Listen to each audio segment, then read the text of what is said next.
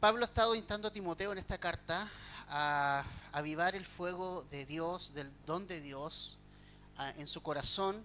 Eh, Pablo le ha recordado a Timoteo que el Espíritu Santo es un espíritu que nos da valentía para dar testimonio de Jesucristo, que vimos que la palabra testimonio es mártir, es decir, cuando yo quiero ser un testigo de Jesús, debo estar dispuesto a morir a mí mismo, porque eso es un testigo. Un testigo es alguien que muere a sí mismo para seguir a otro. Eso es un testigo en este contexto. Y ese espíritu no solamente nos va a dar la valentía para no avergonzarnos de hablar de Jesús, sino además el Espíritu Santo nos va a quitar la vergüenza de participar también de las aflicciones cuando nos toque sufrir y ser perseguidos por la causa de Cristo. Y Pablo, recuerden que está prisionero y que está en la cárcel. Y esto es un poco raro, ¿no? Alguien desde la cárcel animando a alguien que está fuera de ella. Eso es lo que Jesús hace en nuestra vida y en nuestro corazón. Esos son los cambios y las transformaciones que Cristo hace en nuestra vida. Podemos estar en las peores situaciones, pero si entendemos quién es Jesús, imagínate, Pablo está en la cárcel, pero él está animando a las personas que están afuera de la cárcel, ¿no? Entonces eso nos hace pensar realmente en que el ánimo y el gozo y la fortaleza del apóstol Pablo no vienen de sí, sino vienen de este poder sobrenatural del Espíritu Santo sobre su vida. Y entonces, por último, en este capítulo 1 hemos estado viendo también que no solo Jesús nos ha salvado y tenemos seguridad en que el Señor nos guardará este depósito, sino que también vimos que no vamos a poder, no estamos no podríamos estar en mejores manos que en Jesucristo, ¿no? Y que Él nos salvó por su gracia desde la eternidad y que siempre y eternamente estuvo en la mente de Dios el salvarte. Eso es increíble entenderlo, que no depende, Él no simplemente esperó a que nacieras, Él eternamente tuvo en mente tu salvación, eternamente tuvo en su mente tu redención y eternamente pensó en ti, en redimirte en la cruz del Calvario. Eso fue eternamente y es genial pensar eso. Ahora, el día de hoy vamos a ver que Pablo estimula a Timoteo a permanecer fiel a la verdad. Y eso en nuestros tiempos es muy importante.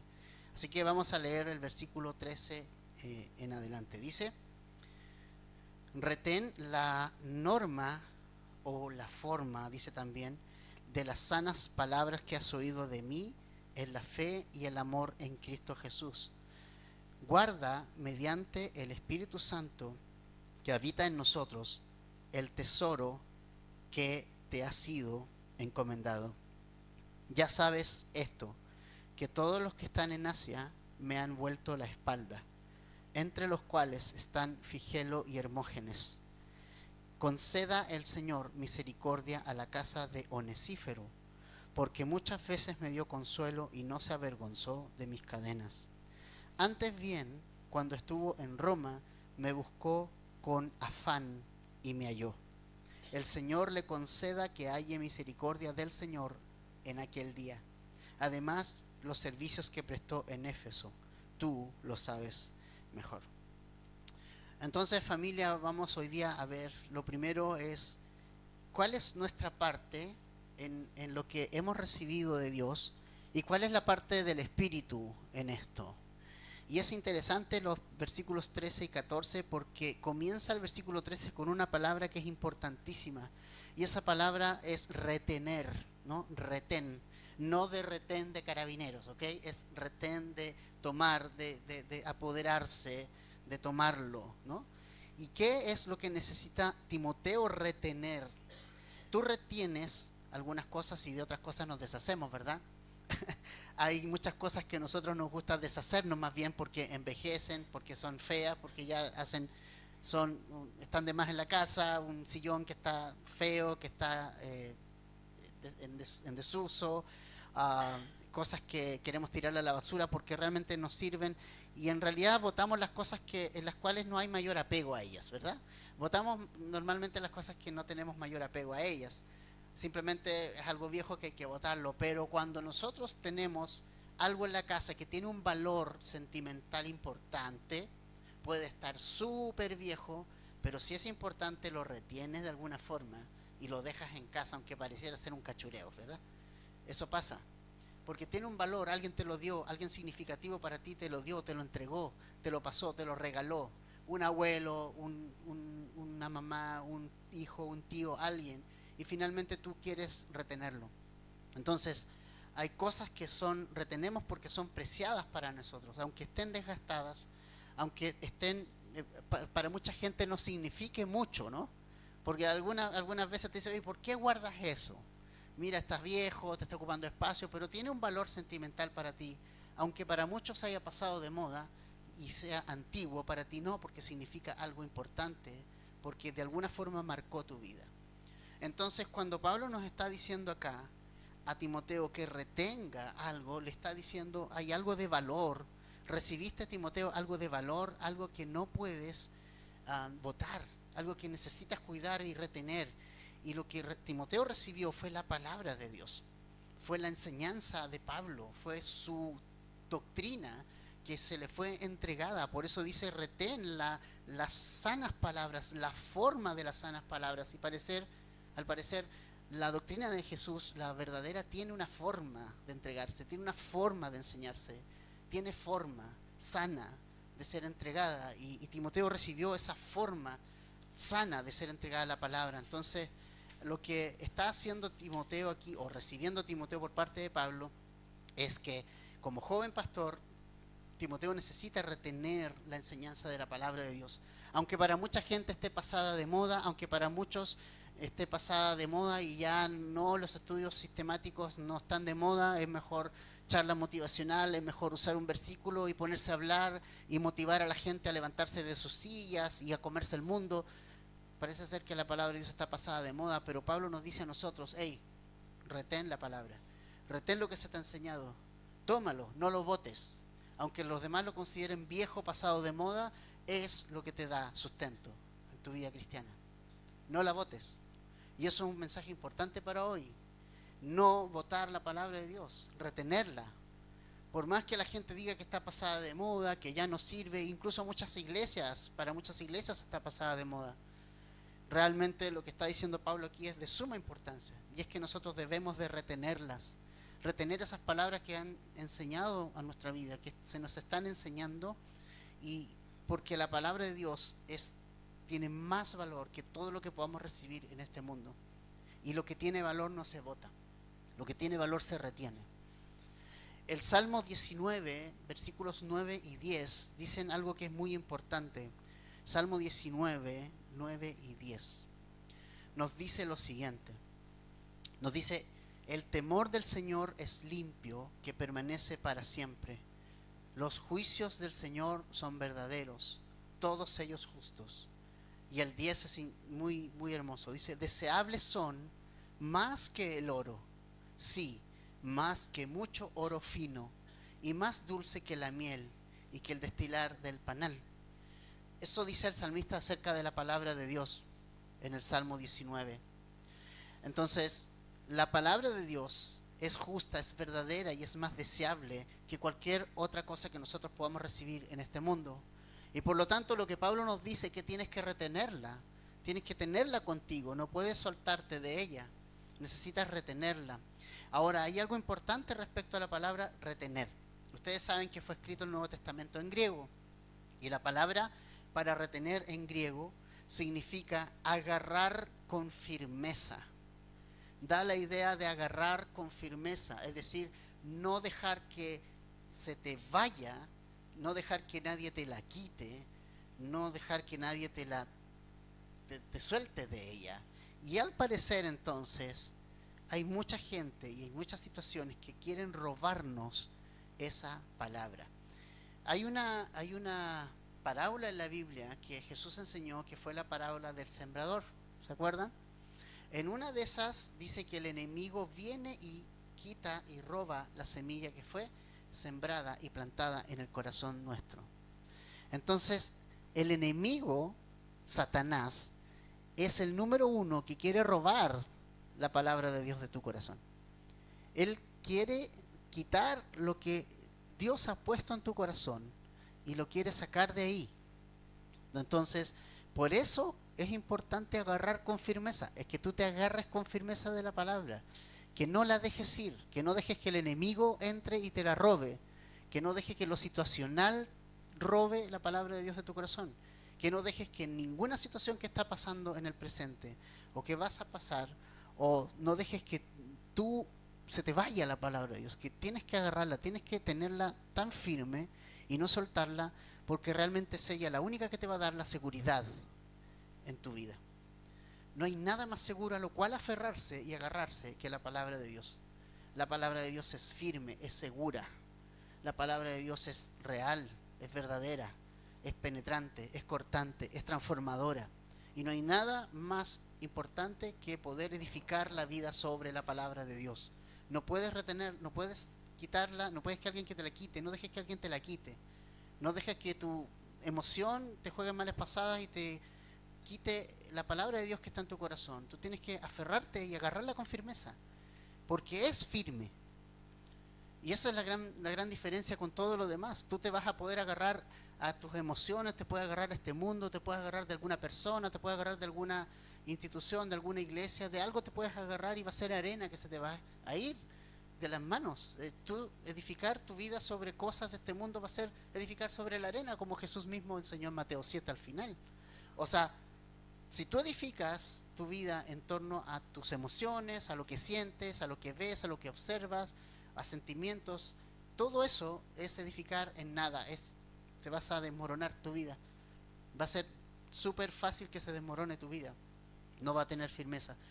Solamente el aferrarte a la palabra de Dios es lo que te va a dar firmeza, estabilidad en tu vida, estabilidad con Dios. Eso te va a dar una base, una firmeza, porque las palabras de Cristo, la palabra de Dios es lo que te va a dar un piso firme donde tú te puedas parar, donde tú te puedas parar, donde puedas parar tu vida, donde puedas parar tu matrimonio, donde puedas parar todos tus sentimientos firmes van a estar cuando te agarres firme a la palabra de Dios y no la sueltes.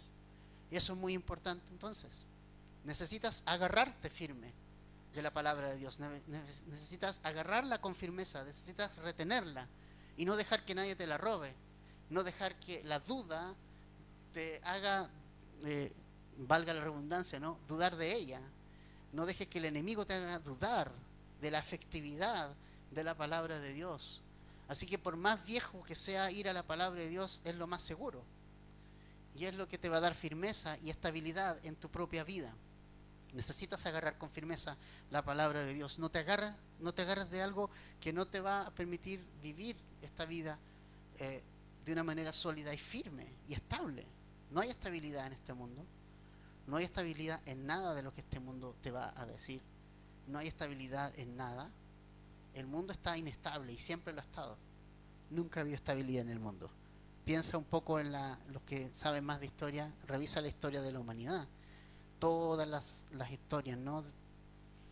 Todo lo que ha pasado, el renacentismo, etcétera, todo lo que ha vivido. No hay firmeza y no ha habido firmeza jamás, ni habrá firmeza jamás en este mundo. Hace poco vimos el atentado a Rusia y Putin ahora hablando, ¿no?, de que ahora va a ir a perseguir a los musulmanes, y eso es estar a un paso de ir a Israel, como dicen las profecías que Rusia tiene que hacer. Realmente el mundo está absolutamente en una dirección, y esa dirección es Cristo viene. Esa es la dirección, y necesitas estar firme, y para estar firme necesitas agarrarte de la palabra de Dios. Entonces, la cualidad más importante que Timoteo tiene que tener, y la cualidad más importante que un pastor tiene que tener, no es que sea entretenido, que sea buena onda, que vista cool. Es la característica más importante de un pastor, es que debe retener la palabra de Dios, debe ser fiel a ella. Es todo. Todo lo demás está de más. Puede tener muchas características como de elocuencia, carisma, buena onda, estilo, pero realmente si no retienes la palabra de Dios no es digno de seguir ni escuchar. Un pastor debe agarrarse y aferrarse a la palabra de Dios. Debemos ser fieles a la verdad de Dios. Ahora, segundo punto que quiero que veamos que es importante. ¿De quién recibió Timoteo la palabra de Dios? De un hombre, de una persona. de Pablo. Y eso es muy interesante. ¿Qué es hacer discípulos? ¿Te has preguntado eso? Hacer discípulos es lo que Pablo hizo. Agarrar una persona, unirse a ella, tener una relación de cercanía con ella, pasar tiempo con ella, enseñarle la palabra y mostrarle por dónde debe caminar. Esos son hacer discípulos, ¿no? Y eso es tremendamente importante, porque aquellos que piensan que ser un cristiano se trata solo de ellos y la Biblia, solos, encerrados, están completamente equivocados. Ser un discípulo de Jesús es exponerse a otro. Exponerse a otro y decir, enséñame. Necesito que me enseñes. Estoy empezando, necesito que me enseñes. Así que aquellos que piensan que se trata de, no, es que yo soy un discípulo de Jesús, pero me quedo en la casa nomás, con mi Biblia, igual oro y tengo mi Biblia, eso no es un discípulo. Jesús nos quiere que nos expongamos a otros y que podamos estar con otros, porque ahí el Señor trabaja en nosotros, a través de los otros. Entonces es muy importante eso. No existen los llaneros solitarios que piensan que pueden ser discípulos en sus casas sin exponerse a nada ni a nadie. Los que no se exponen a nada ni a nadie no pueden ser discípulos. Jesús expuso a sus discípulos a todo. Los expuso a las tormentas, los expuso a demonios, los expuso a enfermedades, los expuso a pecadores, los expuso a religiosos, los expuso. Y ellos así aprendieron. Entonces, si piensas, no, yo voy a ser un discípulo ultra secreto, top secret en mi casa con mi Biblia nomás y mi oración, y eso no te va a hacer crecer. Tiene que salir a la práctica. Es como si tú pudieras ir a la clase a una clase de chofer, ¿verdad? Entonces tú vas a tomar tu curso y te sabes toda la ley del tránsito, apruebas todos los exámenes, ¿cómo se llama esto? Eso, los teóricos, el tema de la pistolita, esa cosita, la tijerita esa que uno guía. Todo bien, ¿ya? No, yo ya sé, yo estoy listo y ahora voy a manejar. Pero ¿qué pasa? Te vas a Copolicán a las 7, 8 de la mañana, a Los Poetas, a la Avenida Alemania, y te encuentras con micros, con camiones, con todo eso, y ¿qué haces ahí? O sea, piensa que realmente ahí te das cuenta que todo lo que supiste y todo lo que te enseñaron realmente es difícil ponerlo por práctica, y solamente vas a poder ser un buen chofer si realmente manejas y manejas y manejas y manejas y te enfrentas a las micros y a los camiones y a los oficinazos, de todo eso, a la realidad. Ese es el discipulado. Jesús nos va a hacer enfrentarnos a la gente, a todo y a las situaciones, porque Él quiere que aprendamos. Es la forma en que nosotros aprendemos. Entonces Timoteo es genial porque él recibió la palabra de una persona real, de un hombre real. No la recibió de online, voy a ver online los estudios de Pablo, ¿no? No, él lo recibió de un hombre real. Recibimos la palabra de Dios de personas, y Dios usa a personas para enseñárnosla en amor y en ejemplo. Y nunca te olvidas de eso.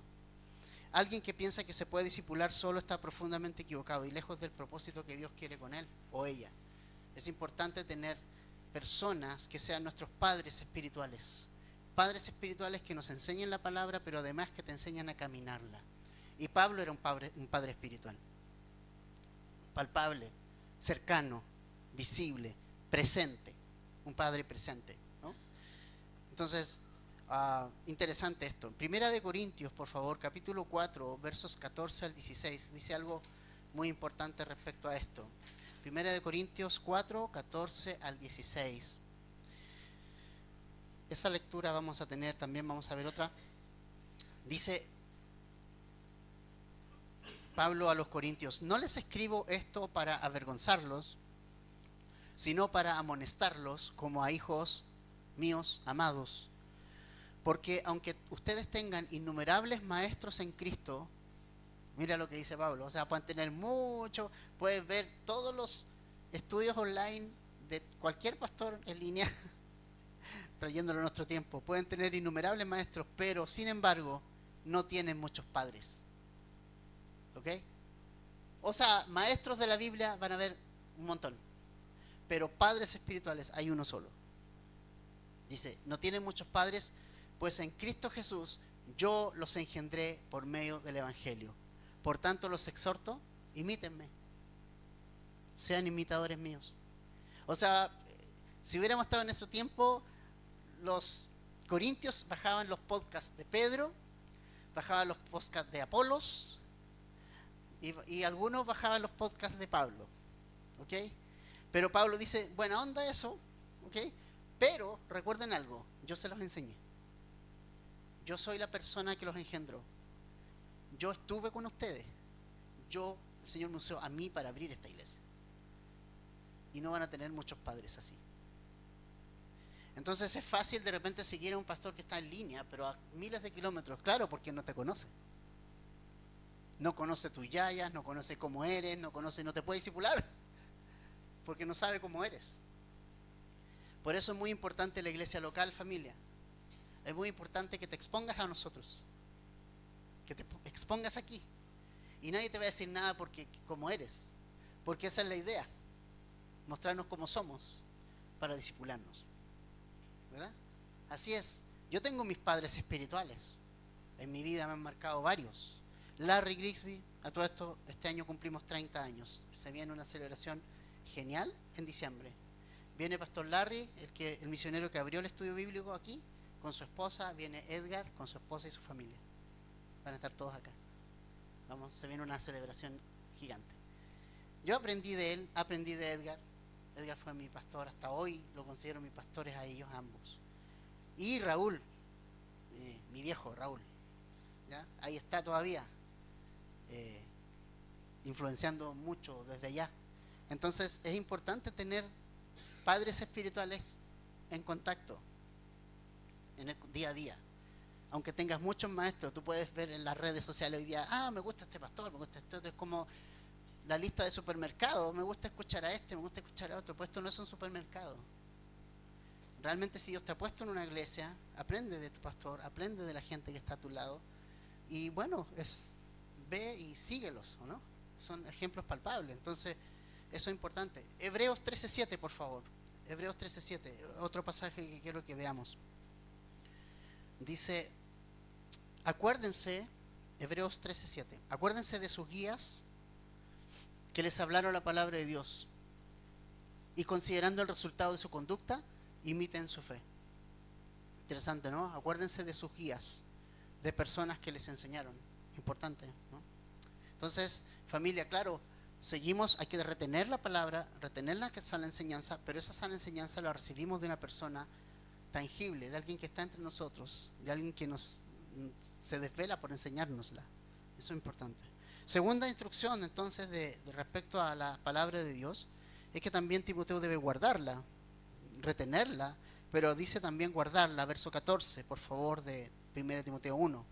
Guarda, mediante el Espíritu Santo que habita en nosotros, el tesoro que te ha sido encomendado. O sea, retenerla, ya, bien, la tengo. Pero ahora también dice, guárdala. Eso es una parte que nos corresponde a nosotros, ¿verdad? Hemos estado viendo los miércoles eso, ¿verdad? Es ponerla en el corazón, inclinar nuestro corazón a ella. Es guardarla, es atesorarla. Y ahora pareciera ser una contradicción, pero fíjate que esta es nuestra parte. Dice guarda, eso es lo que nos corresponde a nosotros. Pero hay una parte que el Espíritu Santo hace, ¿no? Guárdala, pero mediante el Espíritu Santo. Esa es la obra que Dios también hace en nosotros. Vemos el equilibrio entre la responsabilidad personal y lo que Dios hace en nosotros. Es un equilibrio. Hay un equilibrio en ambas cosas. Yo tengo mi responsabilidad, mi propia responsabilidad de guardar la palabra de Dios, pero Dios sabe cuál es la suya. Y la suya es que el poder del Espíritu Santo nos va a dar ese poder, valga la redundancia, para realmente poder vencer la carne, vencer nuestra humanidad, vencer las cosas que van contra Dios, vencer el pecado en nosotros. Entonces, nosotros la guardamos, pero la guardamos mediante el poder del Espíritu. Por eso es posible la transformación, porque está el Espíritu Santo en nosotros. Por eso es posible que el Señor te transforme y te cambie y te santifique, porque tienes el Espíritu Santo en ti. Eso hace la diferencia. Cuando tú le das tu vida a Cristo, el Espíritu Santo viene, te sella y te da el poder. Por eso podemos guardarla. palabra, porque está el Espíritu Santo dentro de nuestro corazón. Entonces te fijas que es un equilibrio. No es que todo solamente es responsabilidad de Dios y nosotros no tenemos ninguna, sino que nosotros tenemos la responsabilidad de guardar la palabra, pero Dios hace su parte, que es darnos el poder. Y la palabra es el tesoro que Dios nos ha dado, ¿no? Es el tesoro, y necesitamos reconocer nuestras limitaciones y necesitamos caminar en el Espíritu Santo, y por eso es importante alimentar el Espíritu Santo. Alimentar al Espíritu Santo significa estar en oración, pasar tiempos en la palabra de Dios, y eso es muy importante, muy importante. Nosotros no podemos vencer si no alimentamos al Espíritu. No, si alimentamos la carne y no alimentamos el Espíritu, entonces el Espíritu va a ser tan flaco y tan delicado y tan débil que finalmente se alimenta a la carne, solamente el hombre carnal va a engordar, a engordar y a engordar, y finalmente decimos después, ¿por qué me pasa esto? Si finalmente le estoy dando tanto alimento al hombre carnal. Y alimentar al hombre carnal no cuesta nada. No cuesta nada. Porque realmente el hombre carnal se alimenta siempre. De todo lo que hay en el mundo, de todo lo que vemos, de todo lo que observamos. Donde tú vayas, hay alimento para la carne. Alimentar el espíritu significa vencer. Someter mi voluntad. Tener tiempos con el Señor. Congregarte. Tener tiempos en la palabra. Tener tiempos en oración. Y eso va a significar, obviamente, romper con ciertas rutinas para que el espíritu pueda ser alimentado. ¿No? Por eso Gálatas 5:16 dice que debemos de andar por el espíritu y no cumplir los deseos de la carne. Dice también que el deseo de la carne es contra el espíritu y el espíritu contra la carne, que se ponen entre sí. Pero si nosotros estamos guiados por el espíritu, entonces ya no estamos bajo ninguna ley, porque el espíritu es que nos trae libertad. Ayer hablamos de eso, ¿no? Que la verdad nos hace libres, hablamos con los hombres ayer. Entonces, familia, necesitamos retener las palabras sanas, necesitamos guardar mediante el poder del Espíritu Santo la palabra, el tesoro que se nos ha sido encomendado, que es la palabra de Dios, y necesitamos ser fieles a la verdad. Ahora, para finalizar, en los versos 15 al 18 tenemos ejemplos de fidelidad y de infidelidad. Dos ejemplos, vamos a ellos. Verso 15 dice, ya sabes esto, que todos los que están en Asia me han vuelto la espalda, entre los cuales están Figelo y Hermógenes. Bueno, estas líneas nos muestran una realidad. Pablo está diciendo que hubo personas que no fueron fieles a la verdad. Pablo no está diciendo que hubo personas que no retuvieron las sanas palabras que les fueron enseñadas, que hubo personas que no guardaron el tesoro de la palabra de Dios en sus vidas. Y esa persona, con nombres y apellidos, con nombres. Pablo da varios nombres. Dice Figelo y Hermógenes. ¿Te imaginas dar nombres hoy? Así como ya, este y este, out. Me abandonaron. Tremendo. Eso es transparencia, ¿no? Entonces, para mí, estas líneas son tremendas porque nos muestran la realidad del ser humano y lamentablemente de muchos cristianos. O sea, fíjate, dice todos los que están en Asia, no dice algunos. Todos los que están en Asia me abandonaron. ¿Te das cuenta? O sea, Asia en los tiempos de Pablo no es el Asia de los chinos, ¿ok? No, nada que ver. Nos imaginamos Asia hoy día los chinos, ¿no? No. El Asia en los tiempos de Pablo, estamos hablando del Asia Menor, que corresponde hoy día a la zona que es Turquía y toda esa zona. Y Pablo usó tremendamente el Señor a Pablo en esos lugares. Pablo abrió iglesias allí, les ministró, les sirvió, estuvo con ellos. El Señor usó tremendamente a Pablo para hacer discípulos allí. Pero ellos, en este término, dice, me han vuelto la espalda. Eso significa que cada uno decidió voluntariamente abandonarlo. Decidieron abandonarlo. Y fue algo voluntario de parte de ellos. Lo hicieron conscientemente. La vida de este gran misionero quedó en soledad. Y es fuerte eso. Ya no hay likes, ya no hay seguidores. Y normalmente pasa. Cuando está de moda alguien, bueno, buena onda, todos siguiéndolo, qué bueno, le voy a dar mi like y voy a seguirlo. Está de moda, ¿no? Le pasa algo, cae o alguna cosa, no, pum, listo, todo fuera. O se olvida, o ya está mayor, no, ya mejor lo olvidamos para que ya. Voy a agarrar al que viene de moda ahora. Y así hay muchos cristianos, seguidores e imitadores de modas. Y fíjate, hay algo importante. La vida de este gran misionero ya no tiene likes ni seguidores, pero tiene el like más importante que pueda tener, que es el like de arriba, el like de Cristo, el like de Dios, porque Pablo está haciendo su voluntad. Y ese es el like que importa. Los likes que te da este mundo, está lo mismo. Van, vienen. Pero el que Dios te da es el que importa. Si te aprobó Dios, estamos bien. Y eso es lo que buscaba Pablo. Nunca buscó ser aprobado por el hombre. Nunca buscó la popularidad ni los likes de nadie, trayéndolo a nuestros días, obviamente. Simplemente buscó el like de Dios. Y que Dios lo había mandado a hacer, él quería ser fiel a eso. Por eso él pudo decir, más adelante lo vamos a ver, he terminado la carrera, he acabado, he hecho lo que Dios me dijo que hiciera, y ahora me espera la corona de vida, que le espera a todos.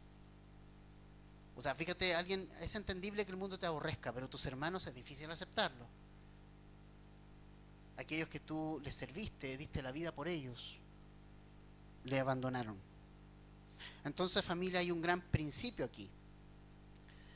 Fidelidad al Señor también significa fidelidad al hombre que Dios usa para alimentarte y entregarte su palabra. Eso también es parte de la fidelidad a Dios. Fidelidad a Dios es ser fiel al hombre que Dios puso sobre tu vida y que usa para alimentarte, para cuidarte, como oveja. Súper importante. Es muy importante. Si eres fiel al Señor, vas a ser fiel al hombre que Dios puso sobre ti.